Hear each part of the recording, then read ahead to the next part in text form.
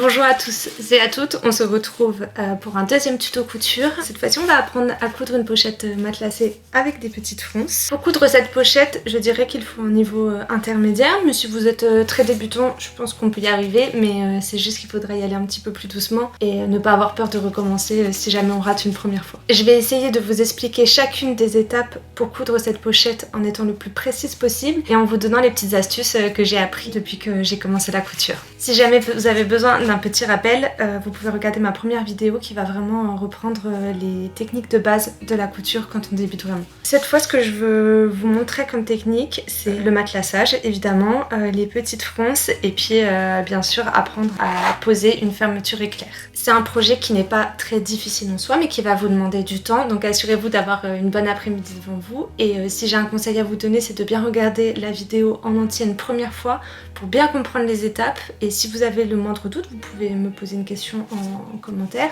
ou m'envoyer un message privé sur Insta, je réponds à tout le monde. C'est parti! Première étape, on trace le patron. On va commencer par tracer un rectangle. Le bord le plus long doit être de la même longueur que votre fermeture éclair. Ensuite, ce que j'ai fait, c'est que j'ai pris une tasse pour former des bords arrondis sur les deux coins du bas. Si vous voulez les mêmes mesures que moi, je vous mets les dimensions à l'écran. Et maintenant, on va passer à la découpe des tissus. Vous prenez un tissu en coton imprimé et un tissu uni qui va servir pour la doublure. Vous posez les deux tissus l'un sur l'autre, vous pliez en deux et vous reportez le patron à l'aide d'un stylo friction qui va s'effacer au contact de la chaleur. On va venir épingler l'ensemble pour que ça ne bouge pas et puis on découpe.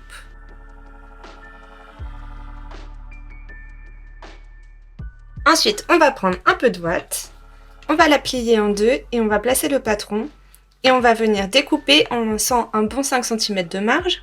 Pourquoi autant? Parce que la ouate, elle va avoir tendance à bouger au moment du matelassage et ça va permettre d'être sûr d'en avoir uniformément sur l'ensemble du projet.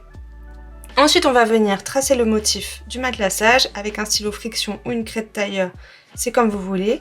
Je me suis aidée d'une bande cartonnée pour avoir des jolis parallèles. Vous pouvez choisir soit des lignes verticales, horizontales, et j'ai décidé de faire des losanges. Mais il faut savoir que du coup, c'est 2 fois plus long. Le résultat est vraiment sympa, mais il faut être patient.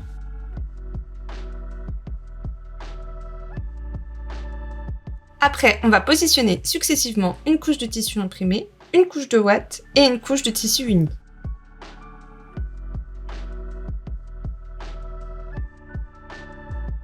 On va épingler l'ensemble et on va pouvoir commencer la couture. Assurez-vous que votre canette est bien remplie. Ce que je vous conseille, c'est de coudre des grandes diagonales dans un premier temps. Comme ça, les tissus seront bien pris tous ensemble et vous êtes sûr que ça ne bougera plus. Vous prenez une largeur de point de 3 mm et un point droit. Et le reste, on ne touche pas. Et c'est parti! Voici l'écran diagonal. Après, vous faites toutes les autres lignes.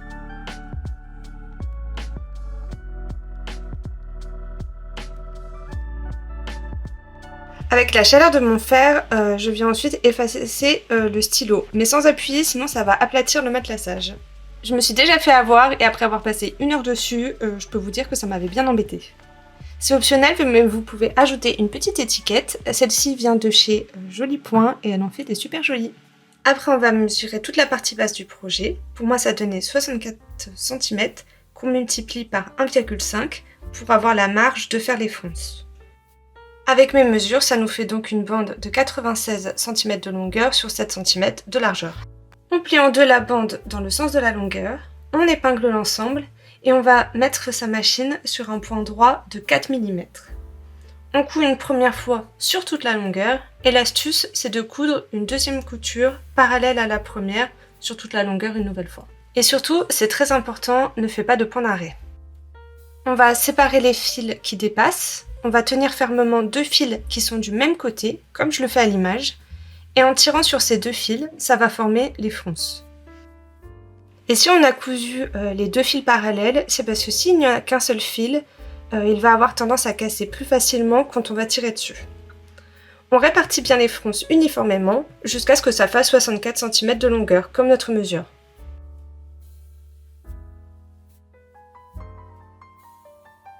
La prochaine étape, c'est de poser la fermeture éclair.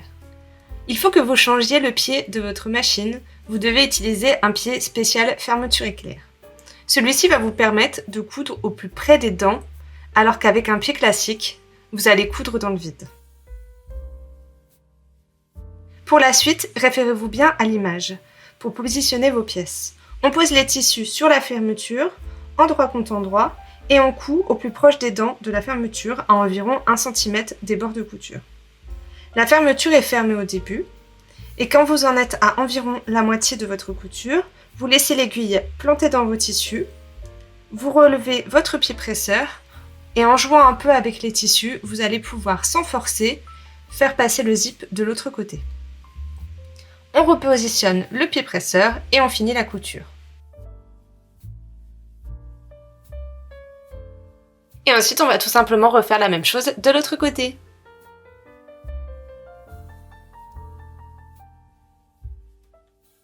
On recoud à 1 cm du bord. Puis on va venir surpiquer. C'est-à-dire qu'on va faire une petite couture de chaque côté, à environ 1 mm du bord, pour faire une jolie finition et empêcher que les tissus puissent se coincer dans le zip quand on va ouvrir notre pochette. Après, on va réinstaller notre pied de machine à coudre classique et on retourne s'occuper de nos fronces. On va tout simplement venir refermer les côtés en les pliant sur l'intérieur et en faisant une petite couture droite, sans oublier de faire cette fois-ci les points d'arrêt au début et à la fin pour que le fil tienne.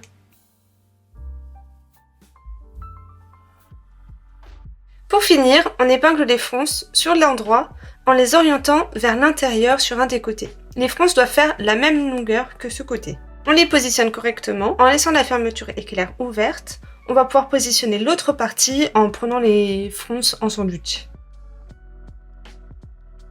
Et bien sûr, on épingle. Quand on répartit ces fronces, il ne faut pas hésiter à en mettre un petit peu plus sur les coins arrondis, comme ça quand on le retournera, ce sera un petit peu plus joli. Et là, c'est bientôt la fin. On va pouvoir venir coudre à 1 cm du bord sur toute la longueur avec un point droit. Moi, je vous le dis, j'ai jamais réussi à faire cette couture du premier coup. À chaque fois, je me reprends à 2 fois. Donc, si vous êtes comme moi, c'est pas grave. On prend son mal en patience et on recommence. La toute dernière étape, ça va être de surfiler. Vous choisissez un point zigzag, une longueur de point de 1 mm et un écartement de 5 mm.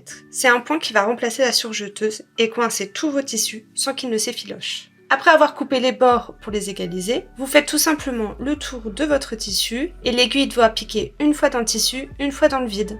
Vous retournez l'ensemble et voilà une très jolie pochette pour emmener avec vous tout votre matériel.